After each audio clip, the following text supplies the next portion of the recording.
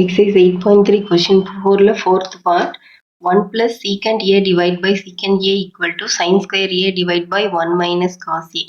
இது left hand side right hand side நம்ம தனித்தனியா simplify பண்ணணும். ரெண்டுக்கும் ஒரே ஆன்சர் வருதான்னு நம்ம செக் பண்ணணும். ஸோ ஃபர்ஸ்ட் நான் left hand side மட்டும் எடுத்துக்கிறேன். left hand side வந்து 1 plus sec a divided by sec a இருக்கு.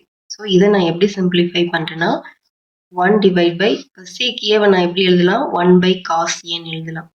ஸோ நமக்கு தெரியும் sec a equal to 1 by cos a divided by இந்த sec a-வையும் again நான் 1 by cos a ன்னு எழுதிக்கிறேன். ஏன்னா simplify பண்றதுக்காக எழுதுறோம், வேற ஒன்றும் இல்லை.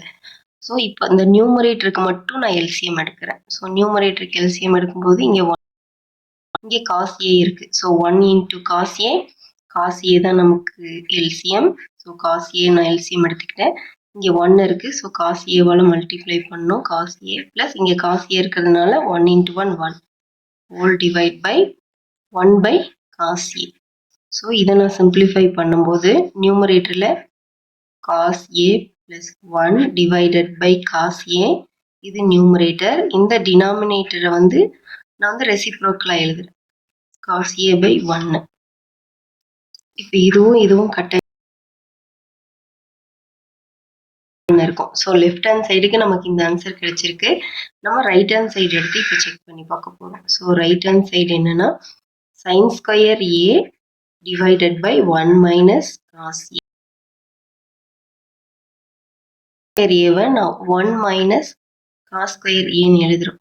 ஏன் இது 1 minus cos square a? நமக்கு trigonometric identity தெரியும். sin square theta plus cos square theta equal to 1. இப்போ sin square a மட்டும் எனக்கு வேணும். sin square a equal to என்னவா இருக்கும் 1 minus cos square theta. So sin square theta equal to இங்கே 1 minus இந்த cos square theta right hand side.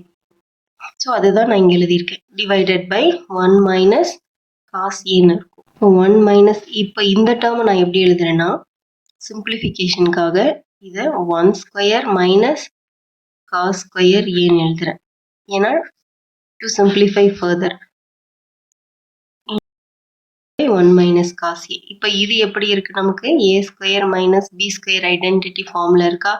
So a square minus b square என்ன a minus b into a plus b. So நான் அப்படி எழுதிக்கிறேன் 1 minus cos a minus b எழுதிட்டேன். Next a plus b divided by denominator அப்படியே எழுதிக்கலாம்.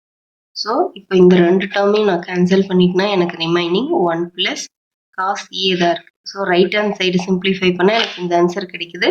Left hand சைடும் same ஆன்சரே கிடைக்குது. நான் ரெண்டு சைடும் சிம்பிளிஃபை பண்ணி நமக்கு ஒரே ஆன்சர் கிடைச்சிருக்கு.